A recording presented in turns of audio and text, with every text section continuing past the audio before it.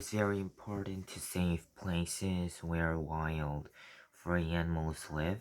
Animals have just as much right to go on living their lives as we do. Also, if we destroy too much of the natural world, we shall be depriving those who live after us of much beauty. More, Moreover, it may actually be disastrous for us to destroy some kinds of living things. We know that many important drugs used to cure human diseases come from plants or even from insects. When we destroy a wild area, we may be destroying a whole species of plant or animal that is that is not found anywhere else. Without knowing it, we may be destroying the cure for cancer or AIDS or some other terrible disease. In a forest or wood, any kind of natural area, all the different kinds of plants and animals make up a whole wonderful complex pattern. If if we mess about with that pattern, all kinds of things can go wrong. For example, when the rabbits all over England died of the introduced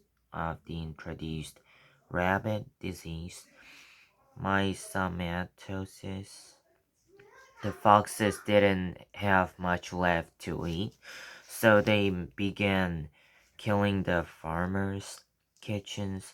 The farmers then waged war against the foxes. They found that the rats and mice multiplied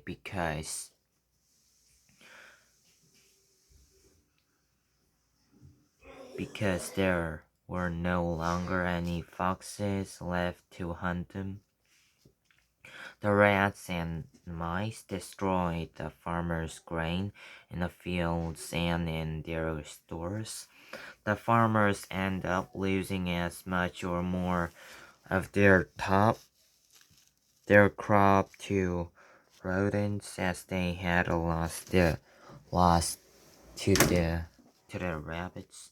Consider the farmer who sprays his fields with insect insecticide to kill the bugs that are damaging his crops. He kills thousands of harmless insects as well, including some that actually do good, such as bees that pollinate the flowers and give us honey. Creatures that feed of insects, especially birds, also get sick and die in the end because the poisonous chemicals get widely distributed. Humans may become sick too. Perhaps you would like to help animals have better lives, but first you can find out some of the problems. There are so many ways in which animals are mistreated. Many people don't even know about, or if they do, they just think of it as something they can't do anything about. That's almost never true. Think, for example, of the way most farm animals are treated today. We called it factory farming or intensive farming. Hence, in most parts of the Western world, must live their lives squashed three or more together in very tiny cages. because they peck each other. Their beaks are cut off.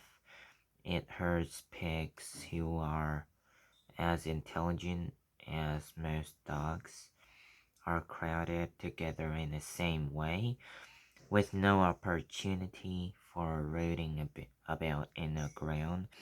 It's especially cruel to pen up young pigs, for for they are very playful and love to run and chase each other.